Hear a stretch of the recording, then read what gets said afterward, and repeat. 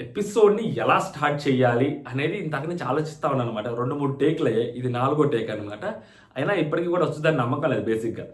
ఎందుకంటే full on entertainment. So మూడు issues మాత్రమే ఉన్నాయి. సో మాట్లాడుకోవాల్సింది గౌరవ్ గురించి మాట్లాడుకోవాలి. Worst contestant of this season చండాలంగా ఉన్నాడు, అస్సలు నచ్చలేదు. Too much over action, confidence కాదు, ఓవర్ యాక్షన్ అనమాట, అస్సలు నచ్చలేదు. And next demon versus Tanuja ఉంది కదా, సో అది చిన్నపాటి ఇష్యూ, దాని గురించి కూడా అడ్రస్ చేయాలి. అండ్ నెక్స్ట్ వచ్చేసరికి దివ్య గురించి మాట్లాడుకోవాలి. ఈరోజు అమ్మాయికి సింపతి వచ్చిద్దా రాదా అని దివ్య గురించి మాట్లాడుకోవాలి. అండ్ నెక్స్ట్ వచ్చేసరికి కళ్యాణ్ గురించి మాట్లాడుకోవాలి, నిఖిల్ గురించి మాట్లాడాలన్నమాట. సో ఇవన్నమాట. సో వీటి గురించి మాట్లాడుకుందాం. So hello all, welcome to our channel. నా పేరు మహేశ్వర. కొత్తగా మన ఛానల్ చూస్తుంటే సబ్స్క్రైబ్ చేసుకోండి. చాలా ఫాస్ట్గా ఉంటుంది రివ్యూ, క్విక్గా ఉంటుంది. లైక్ చేసి చూడండి, ఓకేనా. తనూజ స్టార్టింగ్లో ఎపిసోడ్ స్టార్ట్ అవ్వగానే తనూజ రితు వాళ్ళతో మాట్లాడుతూ ఉంటుంది అనమాట. ఇంత చేశారు, అది చేశారా, ఏమనుకుంటున్నారు, అది ఇది మీరు పిలిస్తే మేము భయపడాలా, అది మాట్లాడుతుంటే రితు కూడా కామెడీ చేస్తుంటుంది అనమాట. సో అక్కడి నుంచి ఆగు, గంట ఆగు, మేము ఎందుకు చూపిస్తాం, అది ఇది అని చెప్పి మాట్లాడుకుంటూ ఉంటారు. దాని తర్వాత ఆ అమ్మాయి కళ్యాణ్ దగ్గరికి వెళ్తుంది అనమాట. తనూజ రెడీ అయ్యి వచ్చిన తర్వాత ఏంటి రాజు సంరక్షణ అంటే నీకు ఏదైనా ముఖ్యమా, ఇంకేదంటే లేదు రాజుగారు, బయట చాలా పనులు ఉన్నాయి, ఇల్లు ఊడ్చాలి, వాకిలు చిమ్మాలన్నట్టు. సో బాత్రూమ్ క్లీన్ చేసి, ఫ్లోర్ క్లీన్ చేసి, వాళ్ళకి ఛాయ్ ఇచ్చి వచ్చేసరికి లేట్ అయిందంటే ఇంకెప్పుడు లేట్ చేయకుండా అలాగే రాజుగారు అంటే అది మనసులో పెట్టుకోకంటాడు కళ్యాణ్. దాని తర్వాత సో నెక్స్ట్ కళ్యాణ్, రితు, ఇమాన్యుయల్ అది కొంచెం స్కిట్ వేస్తారు, బాగుంది యాక్చువల్లీ అది. అండ్ రితు ఇమాన్యుయల్ తోటి కొంచెం ఆ ఫన్ చేయడం అదంతా బాగా నచ్చింది అనమాట. ఆ చిరునవ్వుతో అనేది ఇంకొంచెం బెటర్గా చేస్తుంటే బాగుండేది, ఇంకా బాగుండేది లైవ్లో. అంటే ముగ్గురు చేత ఒకటేసారి స్టెప్పులు వేయించడము అలాంటివి ఏమైనా చేస్తుంటే బాగుండేది. బట్ ఆ కాన్సెప్ట్ బాగా తీసుకొచ్చారు. అండ్ బర్నీ గారు, ఈ ఇమాన్యుయల్, సుమన్ శెట్టి అన్న. సో సుమన్ శెట్టి అన్న, బర్నీ, ఇమాన్యుయల్ అంటే ఆల్రెడీ కామెడీ అనే బాగా చేస్తారు. సుమన్ శెట్టి అన్న, బర్నీ గారు వాళ్ళ ఏజ్ ఒకటి ఉంటుంది, సో వాళ్ళ కొంచెం ఇమేజ్ ఒకటి ఉంటుంది. సో అంటే నాకు కొంచెం పెద్దరిగా ఉంటుంది కదా, సో దాన్ని దాటి వాళ్ళు బాగా చేశారు అనిపించింది. బాగా వాళ్ళు ఎంటర్టైన్ చేశారు. అంటే టాస్క్లో ఇన్వాల్వ్మెంట్ బాగా అనిపించింది నాకు వాళ్ళిద్దరిది. సుమన్ శెట్టి అనేది బాగా వచ్చింది, బర్నీ గారిది కూడా చాలా బాగా అనిపించింది. బర్నీ గారు నవ్వుకుంటా బయటకు వెళ్ళడం అసలు బాగా చేశారు, ఆయన కొంచెం బాగా చేశారు. ఇలా కొంచెం ఎంటర్టైన్ చేయగలిగి కొంచెం టాస్కుల్లో ఉండి ఆ దివ్యతోటి కొంచెం దూరంగా ఉండాలి ఆయన. ఆ రిలేషను అది చాలా వరస్ట్గా వెళ్తుంది బయట, ఆయనకి అది అర్థం కావట్లా. వాళ్ళ ఇంట్లో వాళ్ళు ఎవరైనా వచ్చి చెప్పలేము ఆయనకి. అది చాలా దారుణంగా ఉంది ఆ రిలేషను, అది రకరకాలుగా ఉంది. అది అన్నా చెల్లెలుగా అయితే లేదు, మళ్ళీ ప్రామిసెస్ చెప్తుండే కదా, అది అన్నా చెల్లెలుగా అస్సలు అనిపించట్లేదు, ఏ పాయింట్లో అనిపించట్లేదు. వాళ్ళు చేసే పనులు కానీ వాళ్ళు అది ఇంకా నేను గట్టిగా చెప్తే అది గలీజ్గా ఉంటుంది, నాకు కూడా చెడ్డగా అనిపిస్తుంది తప్పితే. సో మరి నేనేదో క్యారెక్టర్లెస్ ఫెలోలా కనిపిస్తుంటాను అందరికీ అలా చెప్తే, బట్ అదే నాకు మంచిగా అనిపించట్లేదు, సీరియస్లీ చెప్తున్నా. అది మీకు కూడా అలా అనిపిస్తే మీరు కూడా కామెంట్ చేయండి, లేదంటే లైట్ తీసుకోండి. నెక్స్ట్ ఆ చిరునవ్వుతో టాస్క్ అదంతా బాగానే ఉంది, బాగానే చేశారు. నెక్స్ట్ ఇమాన్యుయల్ పడుకోబెట్టి, సో పవన్ మీద మీ ఉద్దేశం, అవన్నీ కామెడీ బాగుంటుంది. పవన్ మీద మీ ఉద్దేశం ఏంటని చెప్పి ఇమాన్యుయల్ అడిగితే ఆడే నా మీద కూర్చోడు, ఇంకా ఆడి మీద నా ఉద్దేశం ఏం చెప్తాను, అది చెప్తాను. తర్వాత నిఖిల్ వచ్చి తన మీద కూర్చుంటాడు, వీళ్ళంతా మాట్లాడుతూ ఉంటారు. సో దాని తర్వాత తనూజని దాని మీద కూర్చోబెడతారు కిచెన్ మీద. పొద్దున అమ్మాయి కిచెన్ మీద కూర్చొని మాట్లాడింది కాబట్టి మళ్ళీ ఆ కిచెన్ మీద కూర్చోబడినప్పుడు ఇటు పక్క డెమోన్ ఉంటాడు. సో రాణి గారు ఆర్డర్ వేస్తాడు అనమాట. తను అక్కడ కూర్చోబెట్టినప్పుడు డెమోన్ ఇట్లా అంటాడు, సింపుల్ భుజం మీద పట్టుకొని ఇలా అంటాడు. ఒకసారి ఇట్లా చూస్తుంది కామెడీగానే, మళ్ళీ ఇలా అంటాడు, ఇంకోసారి కామెడీ చూస్తుంది, అలా అంటే ఎందుకు, అది ఇది అంటుంది. సో ఇటు పక్క నిఖిల్ వస్తాడు, ఇట్లా దోయిపోతుంటాడు, అలా ఉమెన్ హ్యాండ్లింగ్ చేయకూడదు, అది ఇది అంటది. సో దివ్య ఉండగా అక్కడ ఉమెన్ హ్యాండ్లింగ్ ఏంటి, జస్ట్ నడుపుతున్నారు అంతేగాని అంటే. సో ఇదే జరిగింది అక్కడ. సో ఈ అమ్మాయి కొంచెం ఓవర్ రియాక్ట్ అయిందేమో అనిపించింది.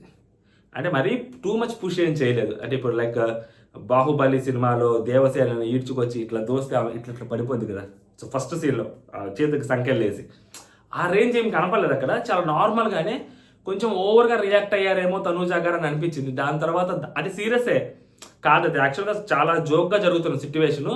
మేబీ ఎక్కడో సమ్వేర్ ట్రిగ్గర్ అయిపోయింది ఆ అమ్మాయి. సో ట్రిగ్గర్ అయిపోయి డెమోనుని ఉమెన్ హ్యాండ్లింగ్ అని అలా చెయ్యొద్దు అని చెప్పి, నువ్వు అలా చేయకు, నాకు అది నచ్చలేదు డెమోన్ అంటే నార్మల్గా చెప్పింది. ఆ అమ్మాయి కొంచెం వాళ్ళు చెప్పేసరికి డెమోన్ ఇలా చేసేసరికి, మేబీ దివ్య చెప్పి డెమోన్ ఇలా చేసేసరికి మేబీ ఆ అమ్మాయికి ట్రిగ్గర్ అయిందేమో నాకు తెలియదు, కానీ మేబీ అదే పాయింట్ కూడా అయి ఉండొచ్చు. సో డెమోన్ వాళ్ళ చేయడం నాకు నచ్చలేదు, నా ఫ్రెండ్ కదా, నాకు చెప్తే నేను జరిగేదాన్ని కదా, మళ్ళీ టూ మచ్ అక్కడ అంత కనపడలేదు నాకు అక్కడ. సో ఎవరికి కనిపించుండదు అలాంటివి. కొంచెం అనవసరం వాటికి రియాక్ట్ అవ్వడం అనేది అనవసరం. సో తనూజ గారు సో ఓవర్గా రియాక్ట్ అవ్వాల్సిన అవసరం లేదేమో నాకు అనిపించింది నాకు అక్కడ.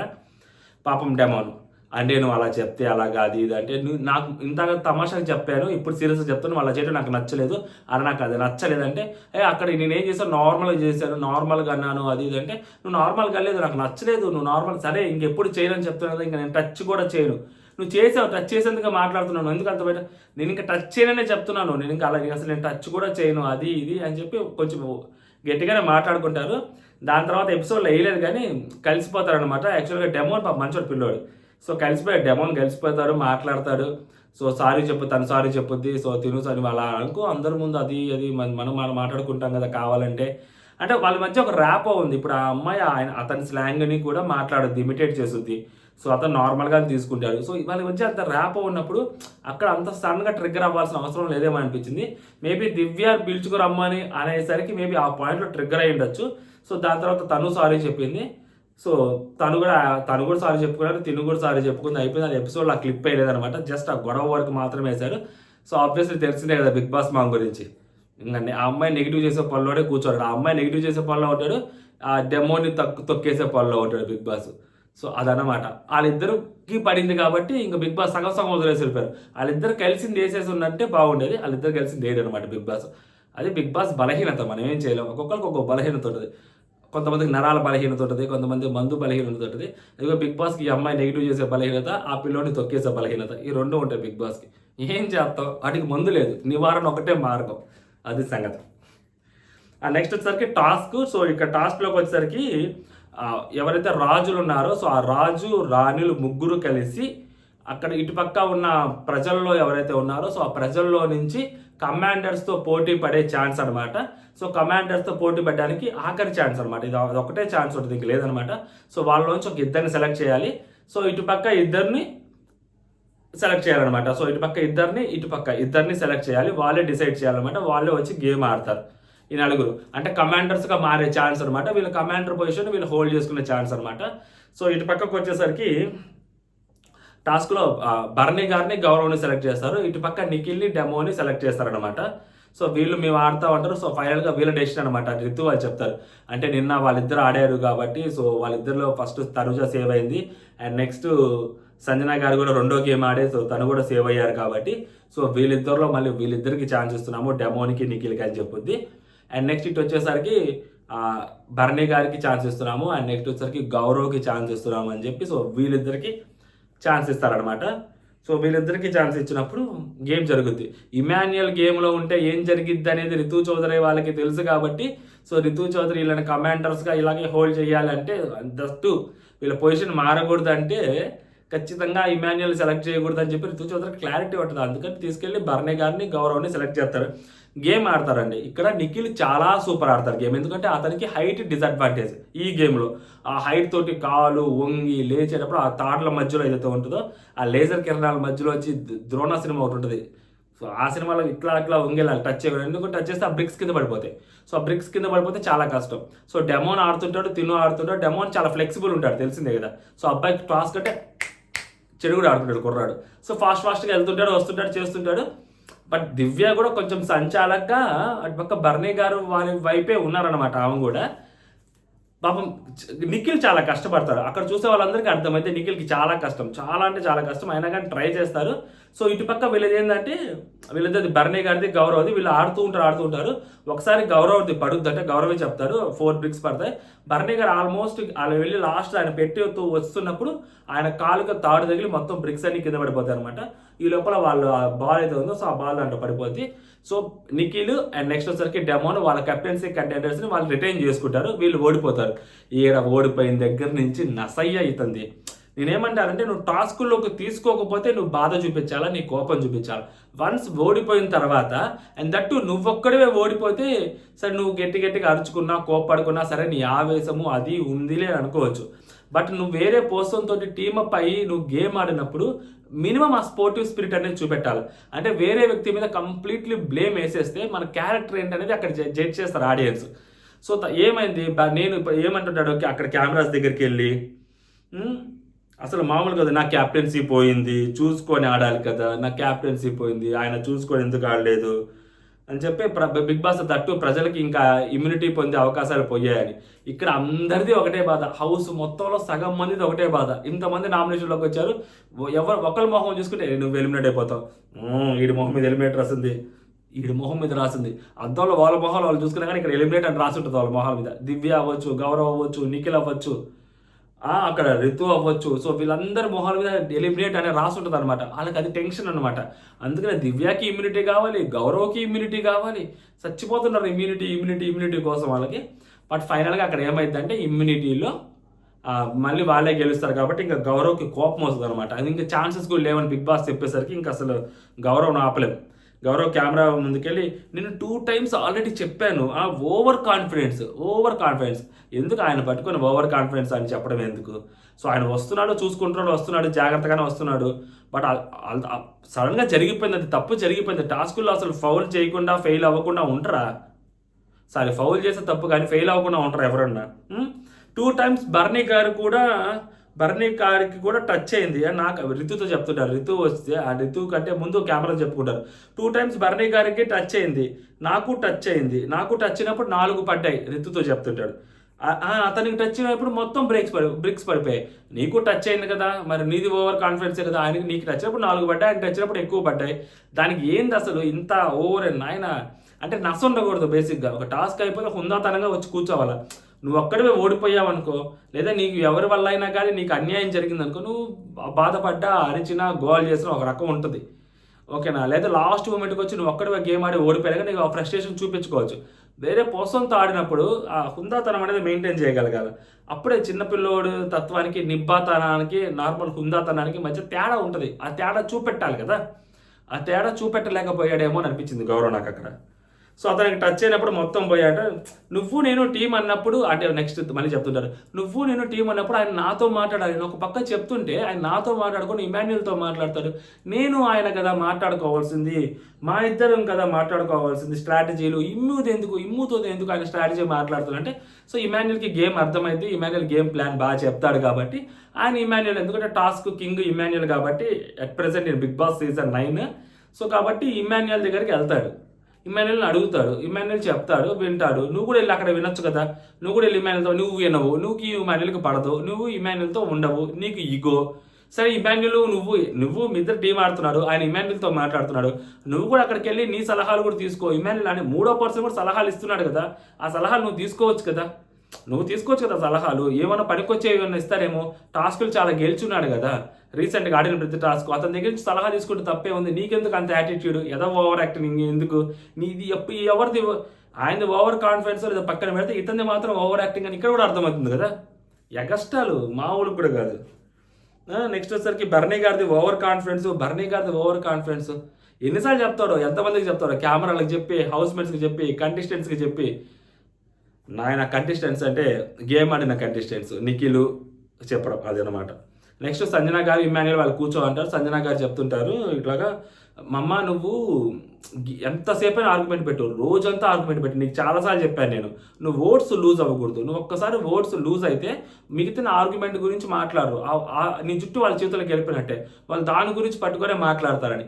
ఈ మాట పాపం నిజంగా ఇమాన్యుయల్ చాలాసార్లు చెప్పాడు ఆమెకి. సో అప్పుడు ఒకసారి రాముతో అలా జరిగినప్పుడు చెప్పాడు, దాని తర్వాత మళ్ళీ ఇంకొకసారి చెప్పాడు. అలా మాట్లాడొద్దని ఈమె వచ్చేసి మాట్లాడుతూ ఉంటుంది అనమాట ఈమె. సో ఈమె అలా మాట్లాడుతున్నప్పుడు ఇప్పుడు నేను చెప్తే చాలామందికి ఆ వర్డ్ నచ్చలేదు, ఆ వర్డ్ పెద్దది ఏం కాదు, నార్మల్ వర్డే అని చెప్పి చాలామంది మాట్లాడతారు. బట్ బిగ్ బాస్ హౌస్లో ఏంటంటే చిన్న పదాలే, పెద్ద పదాలు కాదు. అక్కడ చిన్న పదాలకి జడ్జ్ చేస్తాం. ఇప్పుడు ఒక ముక్క కర్రీ ఎక్కువ వేసుకునేందుకు దాని మీద కూడా మనం జడ్జ్ చేయట్లేదా? ఒక ముక్క కర్రీ వేసుకునేందుకు అది పెద్ద తప్ప, అది పెద్ద నేరం, ఆ మనిషి పెద్ద ఏమన్నా దేశద్రోహం అవుతాడంటే కాదు. బిగ్ బాస్ ఫార్మాట్లో ఒక ముక్క కర్రీ వేసుకున్నా కానీ తప్పే, దాని మీద జడ్జి చేస్తారు. సో అలాగా ఆ మాట ఏదైతే ఉందో, సో ఆఫ్టర్ ఆల్ అనే మాట, ఆఫ్టర్ ఆల్ నువ్వెవరు చెప్పడానికి అన్నప్పుడు అది ఆ కాంటెక్స్ట్ అవ్వచ్చు, ఏ కాంటెక్స్ట్ అయినా అవ్వచ్చు. బిగ్ బాస్ హౌస్ గురించే మాట్లాడుతున్నాను, బయట గురించి కూడా మాట్లాడలే. బిగ్ బాస్ హౌస్లో ఖచ్చితంగా తప్పు పడతారు దాన్ని. సో ఇమాన్యుయల్కి అది తప్పు అని అనిపించినప్పుడు బయట ఉన్న వాళ్ళకి మనకి ఈజీగా అనిపిస్తుంది కదా తప్పని. సో అది తప్పు. కొన్ని వర్డ్స్ మనం లూజ్ అవ్వకూడదు. అది ఆ పదం కరెక్ట్ కాదు, ఆఫ్టర్ ఆల్ అనే పదం కరెక్ట్ కాదు. సో అదనమాట ఇమాన్యుయల్ చెప్తుంది. ఆమె కూడా అదే ఒప్పుకుంటుంది, అవునరా సరే అర్థమైంది నాకు, ఈసారి లూజ్ కాను అది ఇది అని చెప్పి మాట్లాడుతుంటే. అయినా కానీ నా స్ట్రాటజీ నాదిరా. తను వచ్చి నా తల మీద రుద్దడానికి గుద్దడానికి తల చూస్తే అలాగా నిక్కిని తీసేస్తుంటే నా గేమ్ నేను ఆడుకుంటాను కదా. ఇప్పుడు నేను పరిగెత్తలేను, నా నా నా స్ట్రెంత్ ఏంటో నాకు తెలుసు. సో అందుకని నేను అటు ఇటు ఆడుకుంటున్నాను, నా దాంట్లో పడకుండా నన్ను నేను డిఫెండ్ చేసుకుంటున్నాను. నేను వేయడానికి వెళ్తే మళ్ళీ వాళ్ళ దాంట్లో నాకు తిరిగి వేస్తారు కదా. అసలు నేను వేయకపోతే వాళ్ళు వచ్చి ఒకటో రెండో వేసుకుంటారు, వెళ్ళిపోతుంటారు. నేను వేయడానికి వెళ్తే వాళ్ళ దాంట్లో ఎక్కువ వేస్తారు కదా అనేది ఈమె స్ట్రాటజీ. సో ఆ స్ట్రాటజీ కరెక్ట్. ఎందుకంటే మన దగ్గర బలం లేనప్పుడు సో మనం ఎక్కడ తగ్గాలో అక్కడ తగ్గి గెలవడానికి ట్రై చేయొచ్చు. ఆ స్ట్రాటజీ పర్ఫెక్ట్ స్ట్రాటజీ, దాంట్లో తిరుగులేదు. ఇంకా అగ్రెసివ్గా వెళ్ళి ఆడితే ఆమెకే లాస్ అవుతుంది. సో ఆమె చాలా తెలివిగా కొంచెం ఒక బ్యాక్ స్టెప్ వేసి కొంచెం స్లోగా గేమ్ ఆడాలనుకుంది. మంచి స్ట్రాటజీయే. సో దానికి ఈ అమ్మాయి మీరు గేమ్ ఆడట్లేదంటే డిఫెండ్ చేసుకుంటున్నారు అంటే మరి అది నా గేమ్ అంటే డిఫెండ్ చేసుకోవడం కాదు, అటాక్ చేయాలి అని చెప్పి అమ్మాయి అంటది. ఓకే, అమ్మాయి మీ గేమ్ గురించి మాట్లాడింది, మీ స్ట్రాటజీ గురించి బయటకు చెప్పినట్టు మాట్లాడింది, ఆల్మోస్ట్ ఎక్స్పోజ్ చేసినట్టు ట్రై చేసింది. అంటే మీ స్ట్రాటజీ మొత్తాన్ని బయటకు చెప్పేసినట్టు. మీరు కోపడ్డారు బట్ కోపడిపోతే ఒక చిన్న పదంతో మాట్లాడితే పోయేది, అనవసరంగా పదం వాడారు. అదనమాట.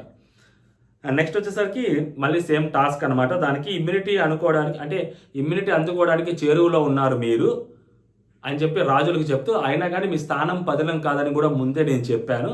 సో కాబట్టి మీరు కమాండర్స్ తోటి మళ్ళీ ఇంకా ఎవరికైతే ప్రజలకు ఇచ్చిన ఛాన్స్లు అయిపోయాయి కాబట్టి సో ఇప్పుడు కమాండర్స్ వర్సెస్ రాజు రాణి. సో ఇప్పుడు రాజు రాళ్ళలోంచి ఒకళ్ళు సెలెక్ట్ చేసుకోవాలి, మీ ముగ్గురులోంచి ఒకళ్ళు సెలెక్ట్ చేసుకోవాలని చెప్పారు. ఇక్కడ కళ్యాణ్ మన రోజు కళ్యాణ్ గురించి ఎస్పెషల్లీ నేను గొంతెత్తి మాట్లాడదంటే ఆ పిల్లోడికి టాస్కులు వస్తేనే ఫోకస్ అవుతాడు. ఆ పిల్లోడికి టాస్కులు కావాలి, టాస్కులు ఆడాలని చెప్పి ఒక పక్క నేను మొత్తుకుంటా ఉంటే అరే రాజు అయ్యుండి రాణిని ఎలా పంపిస్తావు నాకు అర్థం కాల బయటికి.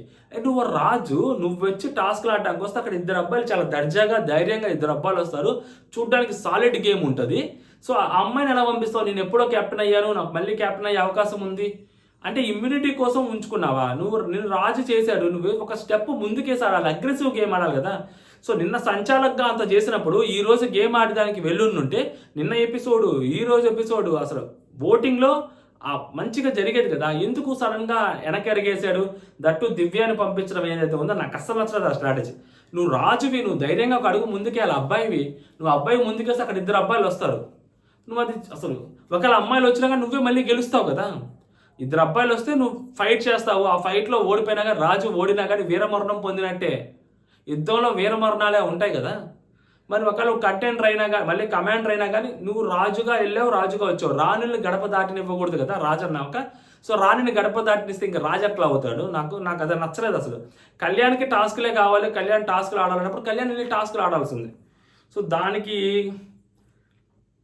కళ్యాణ్ ఆ రోజు నుంచి నేను ఇప్పటి వరకు ఒకసారి కూడా కెప్టెన్ అవ్వలేదు కాబట్టి సో నేను ట్రై చేస్తాను అంటే రితు నేను అస్సలు కెప్టెన్ అవ్వలేదు అంటే సో ఇంకా కళ్యాణ్ దివ్య నువ్వే ఆలోచించుకో అంటాడు. అదేంటి అది? ఇప్పుడు దివ్య పరిస్థితి ఏంటంటే ఎంత గట్టిగా అమ్మాయి వాదించినా ఫైనల్గా వాళ్ళు ఏమంటారు అంటే వాదించుకొని ఓట్లకి వెళ్దాం అంటారు. సో ఇప్పుడు కళ్యాణ్ దివ్యాకి వేస్తాడు, రితు కూడా దివ్యాకి వేస్తుంది. సో ఆబ్వియస్లీ దివ్యానే వెళ్ళాల్సి వస్తుంది. ఎంత వాదించినా వేస్తే అమ్మాయి ఎంత గట్టిగా అమ్మాయి ట్రై చేసింది దివ్య, బట్ ఫైనల్గా ఏంటంటే ఓట్లకి వెళ్తే వాళ్ళిద్దరిదే పరిస్థితి కాబట్టి వాళ్ళు ఇంకా అదే చేస్తారనమాట. నెక్స్ట్ దివ్య అంటది కెప్టెన్ కాదు, నాకు ఇమ్యూనిటీ కావాలి. చెప్పే కదా అందరికి ఇమ్యూనిటీ ప్రాబ్లం. నాకు ఇమ్యూనిటీ ఇంపార్టెంట్, టాస్క్ ఆడకపోవడం అనేది కాదు.